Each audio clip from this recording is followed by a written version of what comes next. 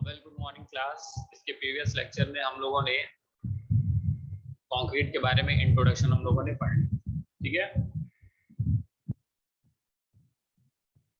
Concrete structure के बारे में हम लोगों ने इंट्रोडक्शन पढ़ लिया। ठीक है, अब हम लोग पढ़ेंगे जल सीमेंट अनुपात यानी कि वाटर सीमेंट रेशियो। ठीक है, वाटर सीमेंट रेशियो। ठीक, तो वाटर सीमेंट रेशियो नाम से ही हम लोग नॉर्मली जनरली जान रहे हैं कि हमारा जल और सीमेंट का क्या अनुपात।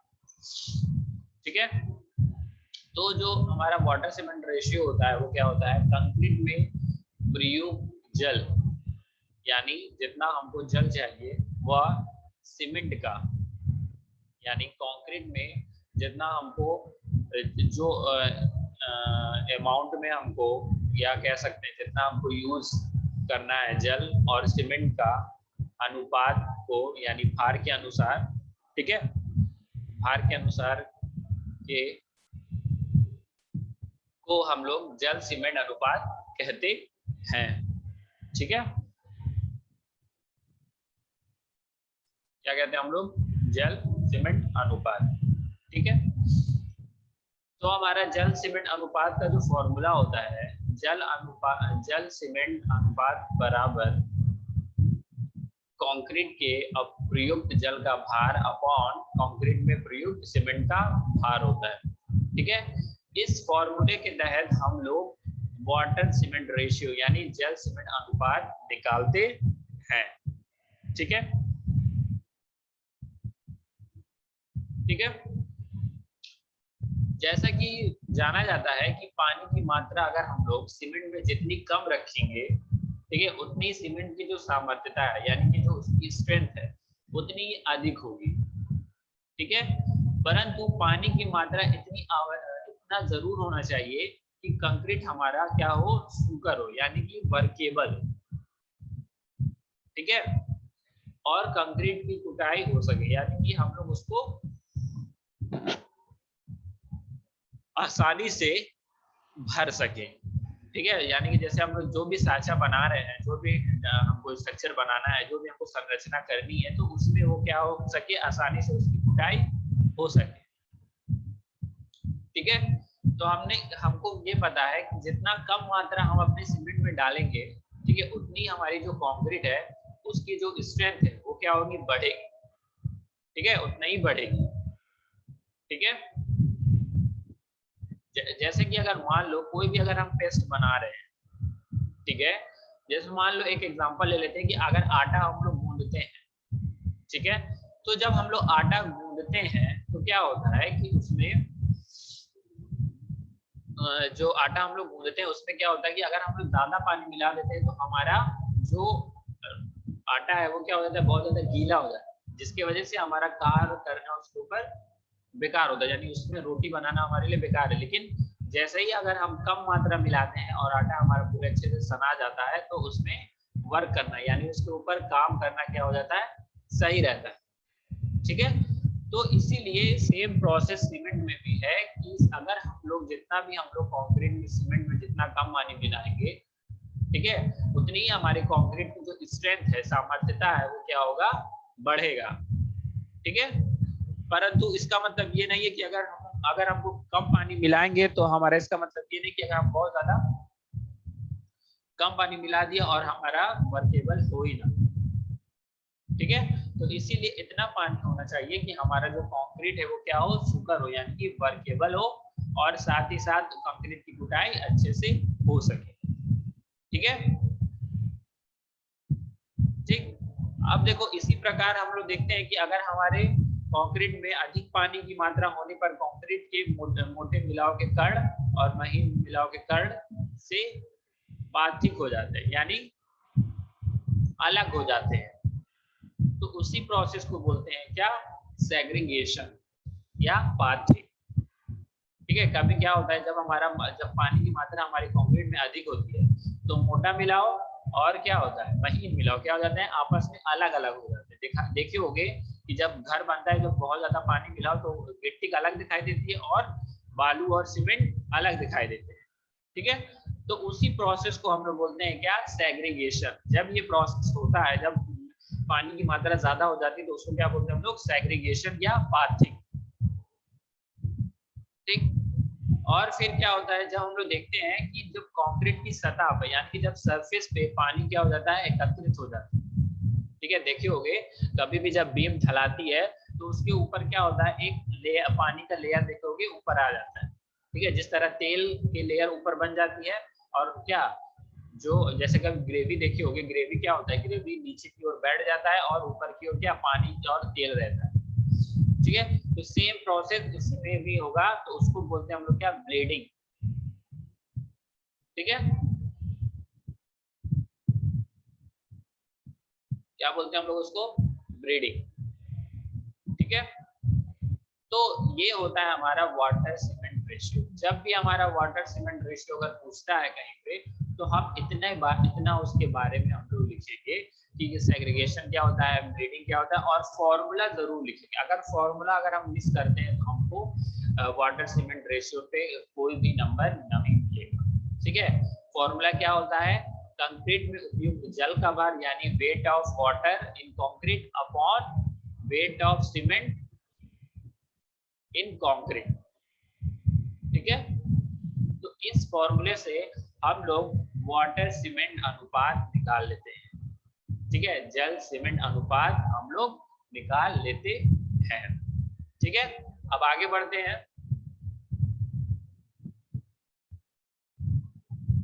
अब आते हैं Abrams water cement ratio law. ठीक है, अब्राहम्स है तो यानी कि उन्होंने कोई ना कोई अब्राहम्स होगा जो उसको दिया होगा। ठीक है, 1911 में प्रोफेसर अब्राहम अमेरिका ने ये अनुपात लॉ प्रेरित किया था। ठीक है, 1911 में प्रोफेसर अब्राहम, ठीक है, अमेरिका के रहने वाले थे, उन्होंने ये लॉ को क्या किया था, बनाया था। ठीक है, इसके बारे में ज्यादा हम लोग को पढ़ना नहीं है, बस इसके बारे में थोड़ा सा हम लोग को जानना है कि अब्राहम्स वाटर सीमेंट रेशियो क्या होता है। अगर हमको मान लो अगर सिर्फ और सिर्फ एग्जाम में पूछे वाटर सीमेंट रेशियो क्या होता है, ये एग्जाम में 100% ये पूछता है कि वाटर सीमेंट रेशियो क्या है। ठीक है, इसलिए ये बहुत ज्यादा इंपॉर्टेंट है। ठीक है, हो सकता है ऑब्जेक्टिव में, अब तो ऑब्जेक्टिव एग्जाम होने वाला है, तो हो सकता है ऑब्जेक्टिव में ये पूछ ले कि Abraham water cement ratio law क्या है। ठीक है, कब इन्वेंट हुआ, कब हमारा मतलब कौन से कहाँ के प्रोफेसर थे, अमेरिका के थे कि ब्रिटेन के थे कि ब्राजील के थे, कहाँ पे। ठीक है, तो ये क्वेश्चन बहुत ज्यादा इंपॉर्टेंट है और सीमेंट रेशियो वाला क्वेश्चन भी बहुत ज्यादा इंपॉर्टेंट है। ठीक है, तो उन्होंने कहा था कि समान कंक्रीट अवयव यानी कि जो हमारे समान यानी नॉर्मल जो हमारे कंक्रीट का कंपोनेंट है, ठीक है, ये समान परीक्षण पद्धतियों में कंक्रीट की सामर्थ्य केवल उसमें उपयुक्त पानी की मात्रा पर निर्भर करती है। यानी कि हमारा जो समान कंक्रीट के कंपोनेंट है, ठीक है, उसके जब हम लोग उसके ऊपर परीक्षण करते हैं कंक्रीट में, तो उसकी सिर्फ और सिर्फ उसकी स्ट्रेंथ, ठीक है, उसकी स्ट्रेंथ हमारी पानी की मात्रा पर ही निर्भर करती है। यानी हम जितना पानी मिलाएंगे उतना ही उसके अंदर स्ट्रेंथ आएगा, और जितना कम मिलाएंगे उतना ही उसके अंदर नहीं आएगा। ठीक है, जितना पानी हम मिलाएंगे उतना ही उसकी स्ट्रेंथ आएगी, नहीं मिलाते हैं तो उसकी स्ट्रेंथ नहीं आएगी। ठीक है, तो सिर्फ और सिर्फ उसके ऊपर डिपेंड करता है। ठीक है, सिर्फ और सिर्फ किस पे डिपेंड करता है, उसके पानी की मात्रा पे, अमाउंट ऑफ वाटर पे ही डिपेंड करता है। ठीक है, बशर्ते कंक्रीट की सुसंजनता यानी कि कंसिस्टेंसी, सुसंजनता को बोल सकते हैं गाढ़ापन, ठीक, और सुकटा यानी प्लास्टिसिटी, ठीक है, सुकरता की सीमा में हो। यानी कि अगर हम कंक्रीट बना रहे हैं तो उसकी जो कंसिस्टेंसी है वो क्या हो, उसको फॉलो करे। ठीक है, उसकी जो गाढ़ापन है उसको क्या करे, वो फॉलो करे। साथ ही साथ उसकी सुकटा है यानी प्लास्टिसिटी, उसकी जो सुकरता है यानी उसकी जो वर्केबिलिटी है, जो जितना उसका काम है वो क्या करे, उसकी सीमा में हो। ठीक है, उसके सीमा में हो, उससे ज्यादा मतलब उसकी सीमा को पार ना करे, यानी वर्केबल हो उसको, अगर वर्केबल नहीं होगा तो हमारे किसी काम का कंक्रीट नहीं होगा। ठीक है, हमारे किसी भी काम का कंक्रीट नहीं होगा। ठीक है, तो उनका सिर्फ यही कहने का मतलब है कि जब भी हमारे जो नॉर्मल कंक्रीट के जो कंपोनेंट है, यानी जो उसके मुख्य मेन घटक है, वो क्या होते हैं, अगर हम उसके परीक्षण में सिर्फ और सिर्फ हम उसके स्ट्रेंथ को देखते हैं, यानी उसकी हम लोग सामर्थ्यता को देखते हैं, जाहिर सी बात है उसको आपको लोड देना है, उसके ऊपर घर बनाना है, उसके ऊपर भार देना है, उसके ऊपर हर चीज का भार होगा, तो कम जाहिर सी बात है कि उसकी सामर्थ्यता यानी उसकी स्ट्रेंथ को डिफाइन करेगा या उसको बताएगा, तो उसकी स्ट्रेंथ को ही केवल वो क्या करेगा, डिपेंड होगा। तो उसकी स्ट्रेंथ कैसे आएगी, जितना हम पानी की मात्रा उसके ऊपर उसके अंदर मिलाएंगे। ठीक है, तो किस पे डिपेंड होगा, वो पानी की मात्रा पर। ठीक है, लेकिन हमारा कंक्रीट की जो कंसिस्टेंसी है और जो उसकी प्लास्टिसिटी है, वो उसको काटता की सीमा को नहीं पार करेगी, यानी उसकी वर्केबिलिटी को पार नहीं करेगी। ठीक है, ऐसा ना हो कि बहुत ज्यादा गीला हो और हमारे वर्केबल ना हो, कोई काम में ना आए, तो ये सब नहीं हो। ठीक है, उन्होंने एक फॉर्मूला दिया था S is equal to 948 plus 7 power Z, 7 नहीं 7 पावर X मीटर सिस्टम से उन्होंने एक फॉर्मूला दिया था कि इस तरीके से हम लोग अपना स्ट्रेंथ के द्वारा हम लोग वाटर सीमेंट रेशियो प्राप्त कर सकते हैं, कितना हमको मिलाना है। तो S जहाँ पे है क्या है, वो हमारा कंक्रीट की संपीड़न सामर्थ्य है, और X जो है, ठीक है, X वो क्या है हमारा, X क्या है हमारा, जल सीमेंट अनुपात। ठीक है, इसके द्वारा हम लोग, अगर हम लोग मान लो आपको स्ट्रेंथ पता है, तो हम लोग अपने कंक्रीट का वाटर सीमेंट रेशियो पता कर सकते हैं। ठीक है, इसके द्वारा हम लोग वाटर सीमेंट रेशियो का पता कर सकते हैं। ठीक है, अब देखिए, अब हम लोग का एग्जाम होने वाला है, वो कैसे होगा कि हमारा जो एग्जाम है वो कैसा है, ऑब्जेक्टिव है। ठीक है, तो ऑब्जेक्टिव की तहत को लेके हम लोगों को क्वेश्चन जो बन सकता है कि पहला तो ये बन सकता है, what is cement water cement ratio. ठीक है, ये क्वेश्चन पूछ सकता है। ठीक है, फिर क्या है, फिर उसका एक क्वेश्चन बन सकता है ऑब्जेक्टिव में ये कि वाटर सीमेंट रेशियो और उसके 4 डेफिनेशन दिया हो, अलग अलग दिया हो डेफिनेशन देगा, ये एक क्वेश्चन हो गया। दूसरा क्वेश्चन क्या है हमारा कि फॉर्मूला दिया रहेगा और पहचानना है हमारा फॉर्मूला क्या होता है, ये भी हो सकता है। फॉर्मूला क्या है वाटर सीमेंट रेशियो का, 4-5 फॉर्मूले दिए रहेंगे बना के, उसको आपको बताना रहेगा। ठीक है, ये 2 क्वेश्चन हो गए। ठीक, ये 2 क्वेश्चन हो गए। फिर आता है हमारा नेक्स्ट पॉइंट कि अगर हम वाटर में अधिक मात्रा में अगर जल मिला देते हैं, ठीक है, और हमारे कंक्रीट के मोटे मिलाव के कण और महीन मिलाव के कण एक दूसरे से क्या हो जाते हैं, अलग हो जाते हैं, तो इस प्रोसेस को, इस क्रिया को क्या बोलते हैं। तो 4-5 ऑप्शन दिया रहेगा, सेग्रीगेशन, ब्लीडिंग और 2 और रहेगा, ठीक है, वर्केबिलिटी और प्लास्टिसिटी। तो इन तीनों में से कौन सा हमारा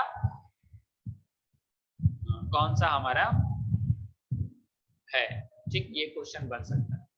ठीक, ये हो गया 3 क्वेश्चन। चौथा क्वेश्चन ये बन सकता है कि अगर कंक्रीट की सतह पर हमें पानी दिख रहा है, तो इस क्रिया को हम क्या बोलते हैं, इस सिचुएशन को क्या बोलते हैं। ठीक है, तो इसमें ब्लीडिंग का ऑप्शन आएगा। ठीक, तो ब्लीडिंग हमारा क्या होगा, आंसर होगा।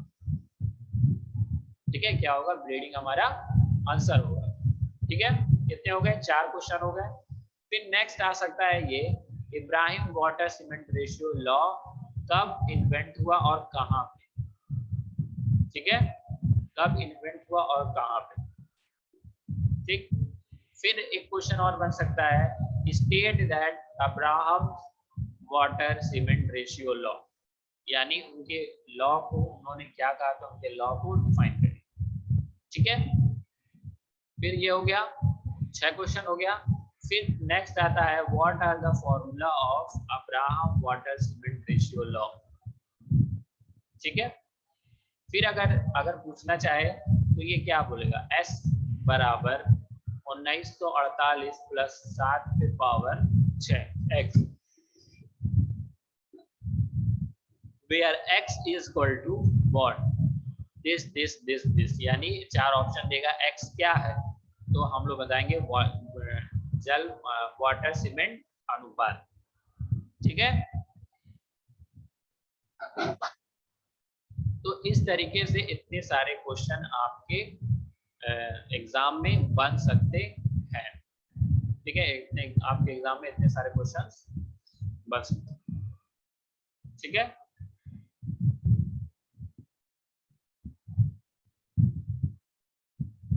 अब आते हैं सीमेंट कंक्रीट के गुण, यानी प्रॉपर्टीज ऑफ सीमेंट कंक्रीट। क्या होती है प्रॉपर्टीज सीमेंट और कंक्रीट? ठीक है, सीमेंट कंक्रीट की बहुत ज्यादा प्रॉपर्टीज होती है। पहला है हमारा स्ट्रेंथ, दूसरा है टिकाऊपन यानी ड्यूरेबिलिटी, तीसरा है हमारा वर्केबिलिटी और चौथा है हमारा साधारणता। ठीक है, कंसिस्टेंसी। ठीक है,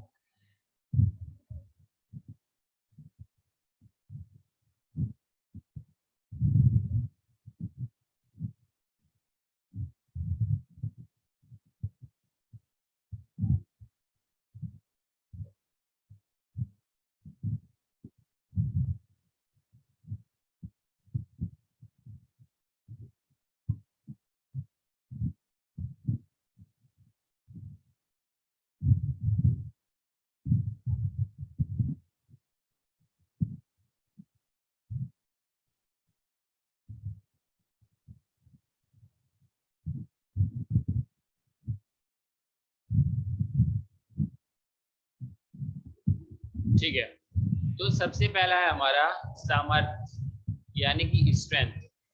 ठीक है, अब स्ट्रेंथ क्या है? कंक्रीट की सामर्थ्य इतनी आवश्यक होना चाहिए कि वो जितना भी उसके ऊपर भार आ रहा हो, ठीक है, वो क्या करे, सुरक्षा पूर्वक उसको सहन करते हुए रहे और उसको आसानी से वहन कर ले, यानी उसको सह ले।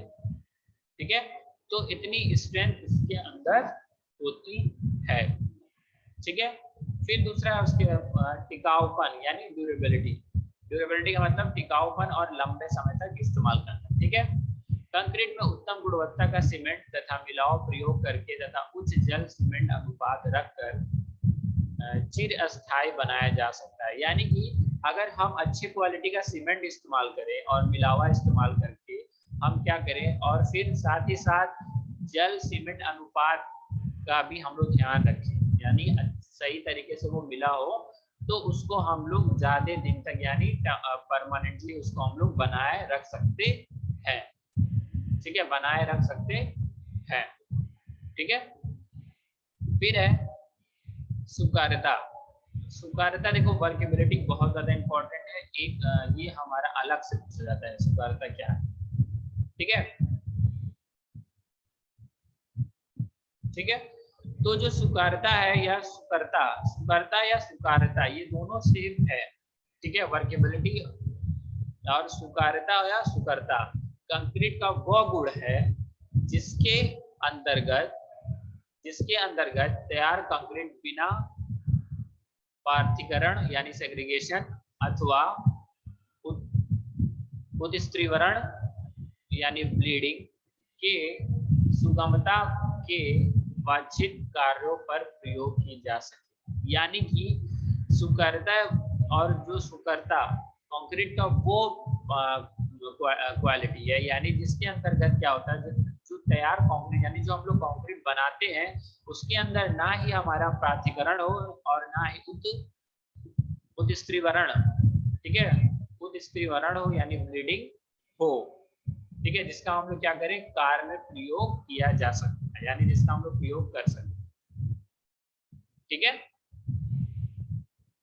समझ में आ गया? यानी कि स्वीकार्यता वो क्वालिटी है जिसके अंतर्गत क्या होता है, हम लोग कंक्रीट बनाते हैं जिसमें ना पानी इतना ज्यादा हो कि उसके अंदर अलग अलग हो जाए पार्टिकल्स, और ना ही इतना हो कि उसके ऊपर पानी आने लगे। ठीक है, और हम लोग इसको आसानी से अपने काम में यूज कर सकते। ठीक है, इस्तेमाल कर सकते। ठीक है, स्वीकार्यता कंक्रीट का वह गुण है जिससे ये पता चलता है कि कंक्रीट के पूर्ण सहन के लिए कितना अतिरिक्त कार्य की आवश्यकता होती है। यानी कि स्वीकार्यता कंक्रीट का वो क्वालिटी गुण है जिससे ये पता चलता है कि कंक्रीट के पूरा यानी जितना भी कंक्रीट के पूरा जो सहन करेगा बल, वो उसके अंदर के जो कोर की आवश्यकता होती है, यानी उसके अंदर के लिए कितना वर्क है। यानी मान लो कि हम लोग घर बना रहे हैं, ठीक है, तो उसके नीचे कितना लोड आएगा, कितना उसके अंदर भार आएगा, वो कितना उसको सहेगा, तो उसके अंदर के कार को देखते हुए हम लोग अपने कंक्रीट को उस तरीके से बनाते, ठीक है, ताकि वो आसानी से उसको सह ले और उसकी सारी जितना भी अंदर का काम है उसका वो क्या कर ले, वो सह ले, ठीक है। कंक्रीट की सुगमता जितनी अधिक होगी उसका सहनन यानी कॉम्पैक्शन उतनी ही आसान होगा, ठीक है। यानी कि जितना भी हमारा कंक्रीट वर्केबल होगा उतना ही हमारा सहनन यानी कॉम्पैक्शन उतना ही आसान होगा, ठीक है। आसानी से हमारा कॉम्पैक्शन यानी कि जब हम उसको बैठाएंगे तो वो अपने आप बैठ जाएगा, ठीक है। जिससे कंक्रीट के सहनन के लिए कम ऊर्जा की आवश्यकता होगी, यानी कि अगर अच्छी हमारी कंक्रीट होगा तो उसकी जो अगर हमारा वर्केबल अगर कंक्रीट होगा तो उससे क्या होगा कि हमारा कॉम्पैक्शन करने में हमारी जो एनर्जी है वो क्या होगी, कम लगेगी, ठीक है, एनर्जी हमारी कम लगेगी।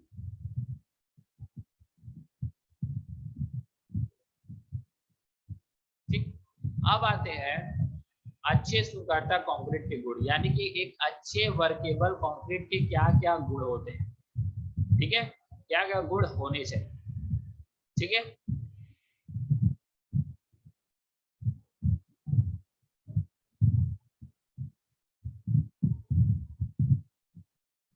ठीक है, फिर क्या पहला है इसमें बहाव में आसानी, इजी ऑफ फ्लो, यानी कि अगर हमारी कंक्रीट की जो वर्केबिलिटी अच्छी होगी यानी काम करने की इसकी जो क्षमता होगी वो क्या होगी, अच्छी होगी, तो वो आसानी से फ्लो कर जाएगी, ठीक है, आसानी से इधर उधर फ्लो कर जाएगी, ठीक है।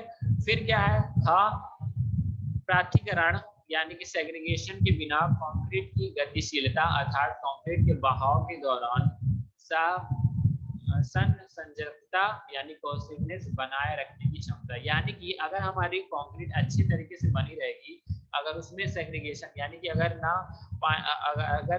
महीन मिला और मोटा मिला अलग अलग नहीं होंगे तो जो उसकी स्ट्रेंथ है वो बढ़ेगी, साथ ही साथ उसका जो पकड़ने का काम है उसकी जो होगा जो पकड़ने वाला काम यानी वो क्या करेगा, हमारे हमारा जो बीम होगी वो क्या करेगा, उसको पकड़े रहेगी, ठीक है, उसकी जो कैपेसिटी है पकड़ने की वो उसके अंदर पकड़े रहेगी, ठीक है। फिर क्या है सुरक्षिता से बचाव, यानी कि प्रिजर्वेशन ऑफ हार्शनेस, यानी कि अगर कोई चीज उसके अंदर हार्मफुल करेगा उसको तो उससे वो क्या करेगा, उसको बचाए रखेगा, ठीक है, प्रिजर्व करेगा, उसको बचाव करेगा, ठीक है। मसाले में पानी के अलग होने पर प्रवृत्ति अर्थात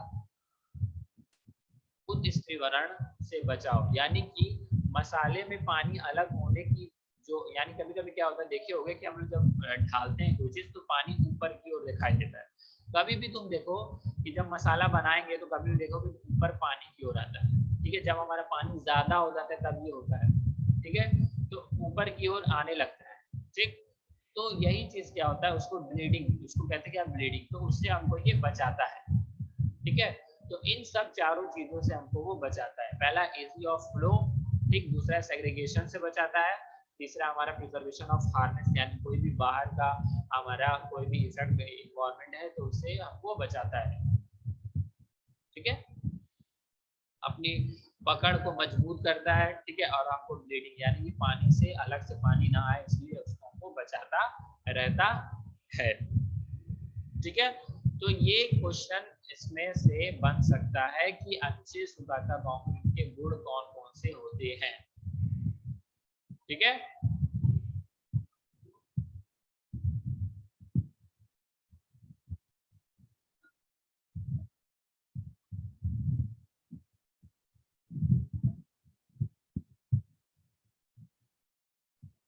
ठीक, फिर आता है सघनता यानी कंसिस्टेंसी। ठीक है, कंक्रीट के द्रव रूप में बहना की प्रवृत्ति को सघनता या गाढ़ापन कहते हैं। यानी कि जब हमारा कंक्रीट लिक्विड के फॉर्म में हो और क्या करे, वो बहे, तो उसको हम लोग क्या बोलते हैं, सघनता या गाढ़ापन। ठीक है, कंक्रीट की सघनता और सुघारता ज्ञात करने के लिए अवपात या स्लम परीक्षण किया जाता है। यानी कि अगर आपको अपने कंक्रीट का सघनता यानी कि अब कितना उसके अंदर बहाव है और वो हमारी जो कंक्रीट है कितना वर्केबल है, उसको ज्ञात करने के लिए हम लोग एक टेस्ट करते हैं, एक परीक्षण करते हैं जिसका नाम है अवपात या स्लम टेस्ट। ठीक है, ये टेस्ट हम पढ़ाएंगे आपको आगे, बहुत ज्यादा इंपॉर्टेंट टेस्ट है ये। ठीक है, ये टेस्ट हमेशा पूछा भी जाता है और आपके एग्जाम में भी पूछ सकता है। ठीक है, तो सघनता समझ में आ गया कि कंक्रीट का लिक्विड फॉर्म जिससे क्या हो, वो क्या करे, फ्लो हो, बहने लगे, तो उसको उसकी प्रवृत्ति को यानी उसकी तीव्रता को, उसको क्या बोलेंगे हम लोग, सघनता या गाढ़ापन कहते हैं। ठीक है, सघनता और वर्केबिलिटी दोनों किससे किया जाता है, हमारा अवपात या स्लम टेस्ट से। ठीक है, तो ये हमारा प्रॉपर्टीज ऑफ कंक्रीट। ठीक है, अब इससे क्वेश्चन क्या क्या बन सकते हैं देख लेते हैं। पहला ये कि हमारा प्रॉपर्टीज ऑफ सीमेंट कौन कौन सा है, ऑप्शन सारे दिए रहेंगे, उसमें से ऑल ऑफ द अबव भी हो सकता है, ये क्वेश्चन हो सकता है। ठीक है, फिर क्या है, वर्केबिलिटी से question, what is workability, workability क्या है, और आपके 4-5 ऑप्शन हो, डेफिनेशन दिए हो चारों, और अब उसको देख के बताओ। ठीक है, तो ये 2 क्वेश्चन हो सकता है। ठीक है, फिर आता है कि हमारा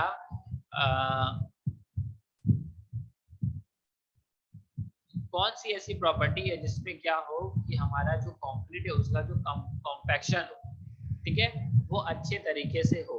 तो 4-5 दिया रहेगा जिसमें वर्केबिलिटी ऑप्शन होगा। ठीक है, जिसमें क्या होगा, वर्केबिलिटी क्या होगा, ऑप्शन होगा। ठीक है, फिर नेक्स्ट क्वेश्चन ये भी आ सकता है कि हमारे गुड वर्केबल कंक्रीट के क्वालिटीज बताइए। ठीक है, तो ये चारों हो सकता है, और ऑल द अबव भी हो सकता है, और भी हो सकता है। ठीक है, और भी ऑप्शनल बन सकते हैं। ठीक है, फिर ये भी एक क्वेश्चन और बन सकता है कि हमारा सघनता यानी कि कंसिस्टेंसी और सुघारता यानी वर्केबिलिटी ज्ञात करने के लिए कौन सा परीक्षण किया जाता है। ठीक है, तो ये 4 क्वेश्चन 5 क्वेश्चन ये बन सकते हैं सिर्फ प्रॉपर्टीज ऑफ कंक्रीट पे। ठीक है, तो अच्छे से आप लोग उसकी तैयारी करिए, हर एक चीज को पढ़िए, और ये नोट्स है, ये बहुत ज्यादा इंपॉर्टेंट नोट्स है, इसको आप लोग पढ़िए और अच्छे से इसकी तैयारी करिए। ठीक है, अब इसके बाद हम लोग नेक्स्ट लेक्चर में हम लोग पढ़ेंगे कि इसका टेस्ट के बारे में पढ़ना है और कंक्रीट की मिक्सिंग और क्वेरिंग के बारे में पढ़ना है। ठीक है, किस तरीके से हम लोग उसका मिक्सिंग करते हैं और किस तरीके से हम लोग क्वेरिंग करते हैं। ठीक है, उसका तराई करते हैं और उसका मिश्रण कैसे बनाते हैं। ये 2 टॉपिक है, फिर उसके बाद है हमारा टेस्ट ऑफ कंक्रीट। ठीक है, टेस्ट में बस एक ही टेस्ट हम लोग पढ़ेंगे, वो होता है स्लम टेस्ट। ठीक है,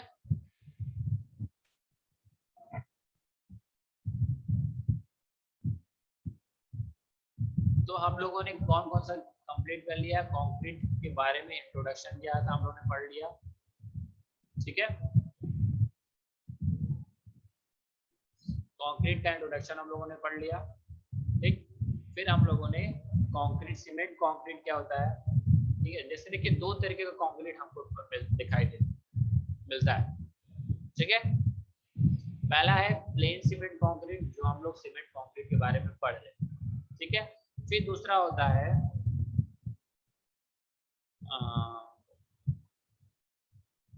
reinforcement cement concrete, reinforced cement concrete, प्रबलित सीमेंट कंक्रीट। ठीक है, इसमें क्या होता है, हम लोग जो छड़ का इस्तेमाल करते हैं, जो हमारा क्या बोलते हैं उसको, जो हमारा प्लेन यानी सादा सीमेंट कंक्रीट होता है, वो क्या होता है कि उसमें कंप्रेशन में अच्छा होता है, लेकिन हमारा जो हमारा जो कंप्रेशन में अच्छा होता है यानी संपीड़न में अच्छा है, लेकिन तनन में क्या होता है वो कमजोर होता है। इसीलिए हमको पता हो कि हमको जहाँ पे हमको टेंशन में भी उसके ऊपर लोड आएगा, टेंशन लोड भी आएगा, खिंचाव भी आएगा उसके अंदर, तो हम लोग रिइंफोर्समेंट देते हैं। क्या देते हैं? रिइंफोर्समेंट। ठीक है, तो हम लोगों ने सीमेंट कंक्रीट पढ़ लिया, सीमेंट कंक्रीट के कौन कौन से घटक है पढ़ लिया, विभिन्न ग्रेड ऑफ कंक्रीट पढ़ लिया। ठीक है, फिर वाटर सीमेंट रेशियो पढ़ लिया, फिर उसके बाद प्रॉपर्टी ऑफ सीमेंट पढ़ लिया। ठीक है, नेक्स्ट लेक्चर में हम लोग पढ़ेंगे mixing and pouring of concrete. ठीक है, इसके बाद ये चैप्टर खत्म हो जाएगा। ठीक है, बस आज के लिए इतना ही, कल मिलेंगे नेक्स्ट चैप्टर के साथ।